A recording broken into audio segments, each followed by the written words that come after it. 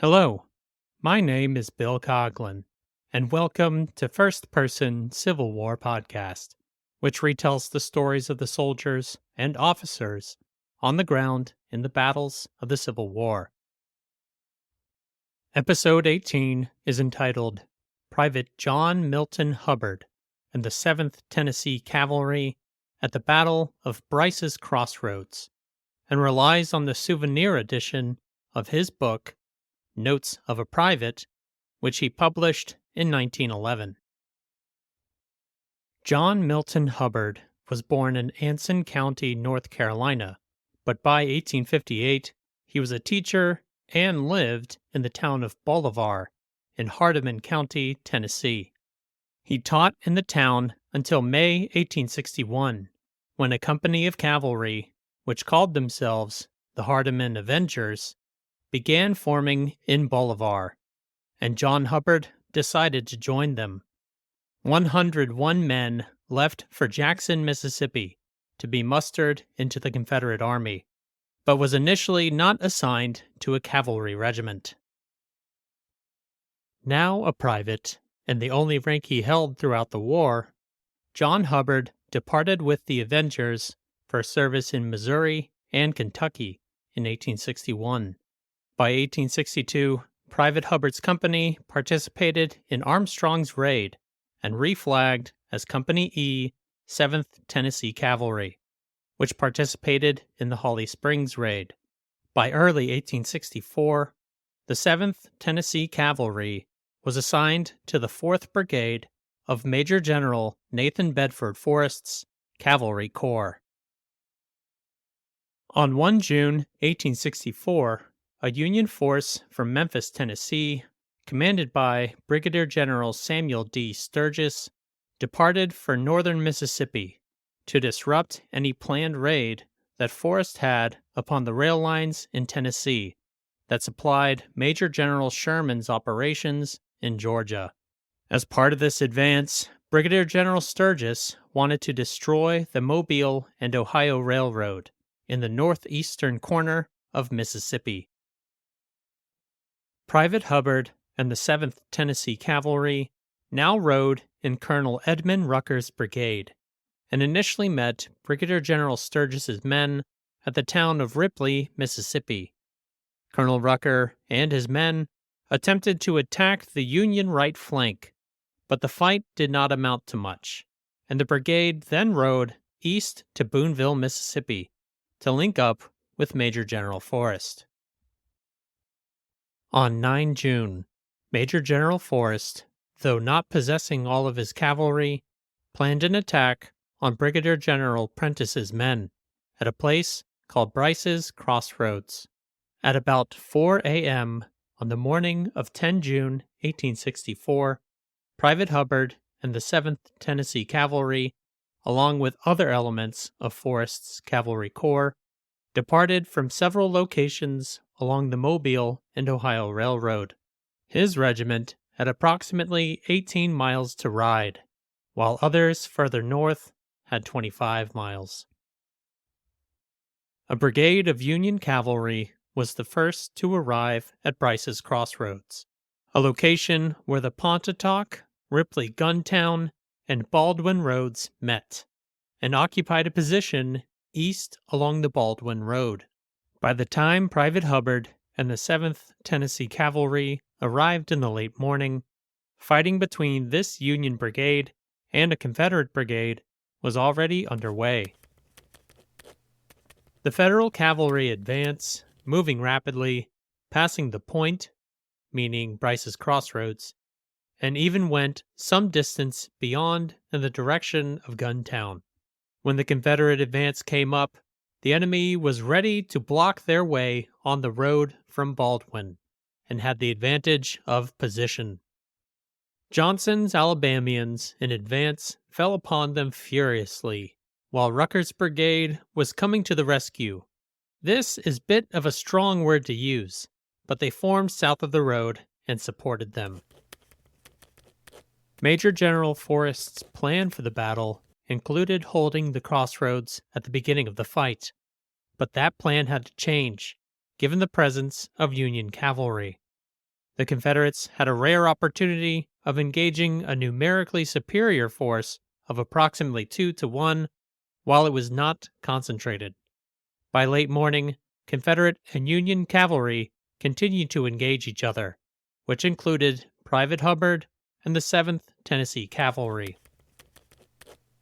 Rucker was turned to the left and into the woods, where his men were quickly dismounted and gotten ready for battle. At the word, they sprung over a fence and into a muddy cornfield. Will I ever forget it?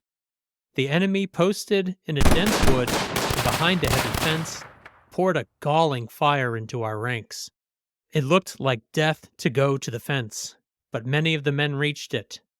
4 of Company E were killed in this charge. Men could not stay there and live. The men holding the fence were from the dismounted 4th Iowa Cavalry, commanded by Major Abel R. Pierce. The infantry were 5 or 6 miles in the rear. I was ordered to take the regiment to the front dismounted. I formed my line near Brice's crossroads. He describes how the regiment formed at an angle in relation to the 7th Tennessee Cavalry and were initially pushed back, and then continues, I then formed the regiment from the right, parallel with the enemy's front. As I heard the enemy advancing through the brush, I ordered the regiment to lie close to the ground. They charged us twice in this position, but were driven back with heavy loss. We lay here about 2 hours within 60 yards of the enemy, the brush being so thick that we could not see them. Private Hubbard says of this second advance upon their cavalry foe, this time we went over the fence. Reinforcements were evidently at hand for the Federals, for on they came like a resistless tide. It was death not to give back. Another readjustment of lines, and we were at them again. I cannot say how many times this was repeated, for men in the very presence of death take no note of time. The roar of artillery and the fusillade of small arms were deafening. Sheets of flame were along both lines, while dense clouds of smoke arose above the heavily wooded field. No language is adequate to paint the verities of the moment. The ground where the 7th Tennessee Cavalry advanced was also occupied in part by the 3rd Iowa Cavalry, and its commander, Lieutenant Colonel John W. Noble, confirms the multiple advances upon them. By this movement, meaning how he placed the regiment, my command was separated and the line interrupted until the gap was filled by a portion of the 4th Iowa Cavalry. On the left of this brigade, meaning where Private Hubbard's regiment advanced, the enemy was driven back 3 different times, and several of his officers were killed while urging their men forward. 2 are known to have fallen on the field. This initial fight between dismounted cavalry forces was, at least for the Union's part, to buy time for infantry to advance and occupy Brice's crossroads. Once the infantry and artillery were in position, the Union cavalry departed. The Confederates, under Major General Nathan Bedford Forrest, were themselves not idle as their foes strengthened their position. Private Hubbard and the 7th Tennessee Cavalry prepared for another advance. An order to retire from the field would have brought no surprise, but Forrest and his brigade commanders were better informed. Mounted on his big sorrel horse, saber in hand, sleeves rolled up, his coat lying on the pommel of his saddle, looking the very god of war, the general rode down our line as far as we could see him. I remember his words, which I heard more than once. "Get up, men. I have ordered Bell to charge on the left," who was the brigade commander of another Confederate cavalry brigade. "When you hear his guns and the bugle sounds, every man must charge, and we will give them hell."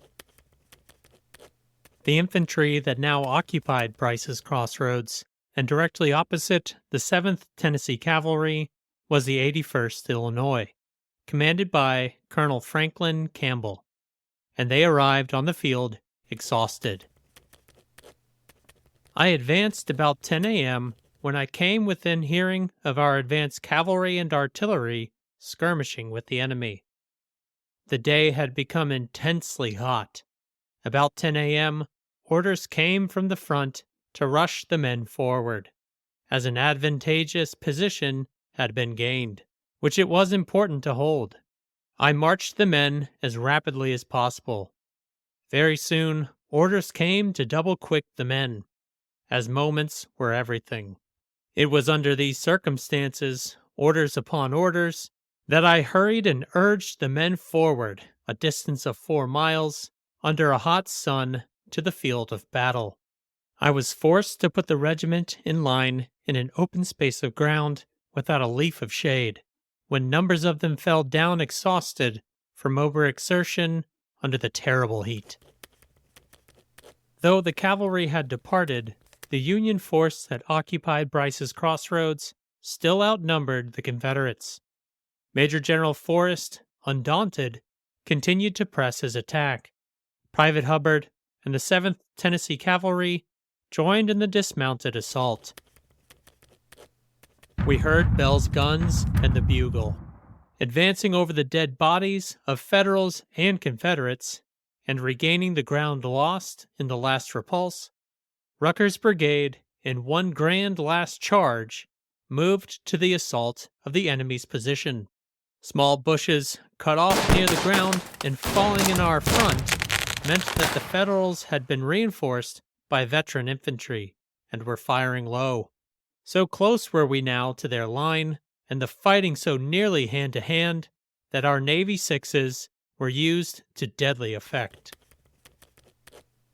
Most men in Major General Forrest's command used this pistol. Colonel Campbell of the 81st Illinois said of this fight, "The action almost immediately commenced. It was now between the hours of 12 and 1 p.m. The fighting was terrific.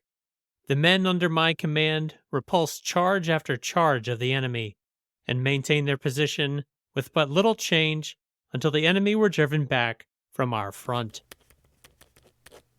Though initially repulsed, the Confederate assault was successful. The Federals bravely withstood our onslaught for a time, but soon gave way in confusion and broke to the rear.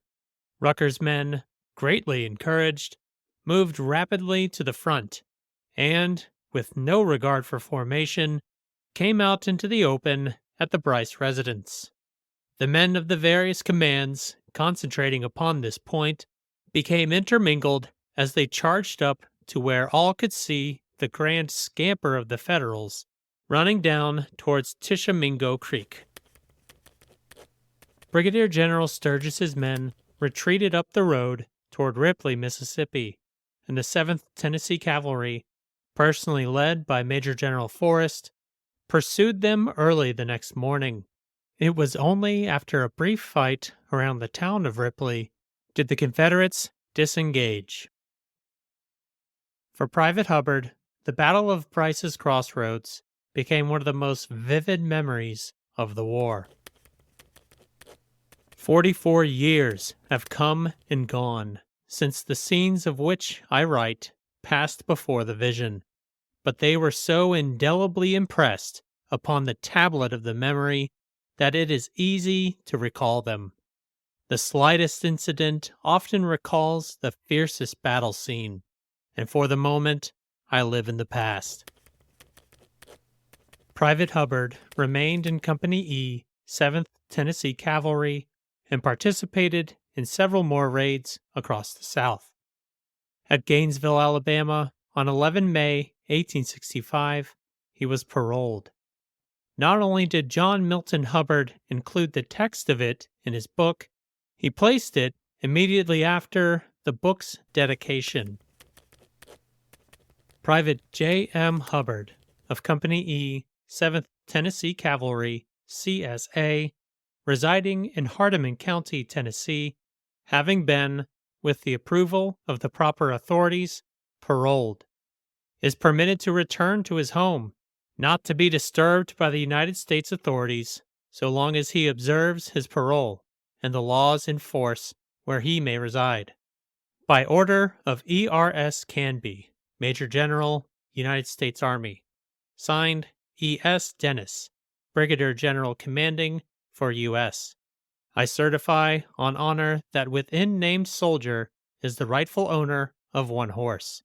Signed, Hardy Harris, Lieutenant, Commanding Company E, 7th Tennessee Cavalry, CSA.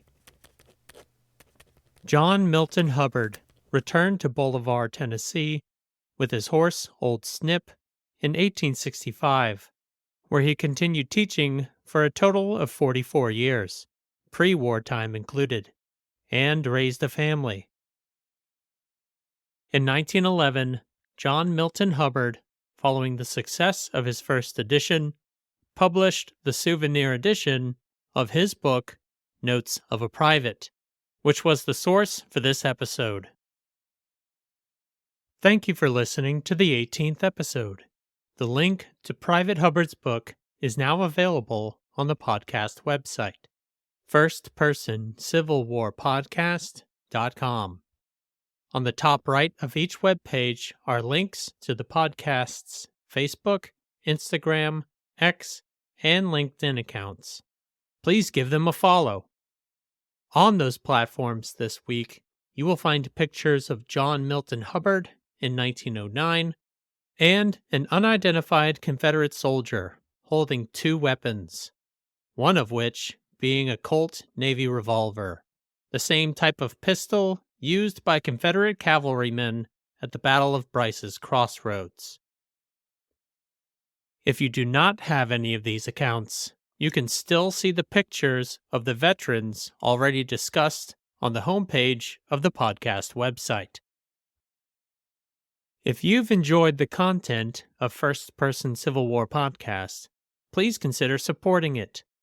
That link is also located on the top of each web page. Your generosity is most appreciated. Second Lieutenant John Gregory Bishop Adams of Company I, 19th Massachusetts, provides next week's first-person account at the Battle of Fredericksburg. My name is Bill Coughlin, and thank you for listening to First Person Civil War Podcast.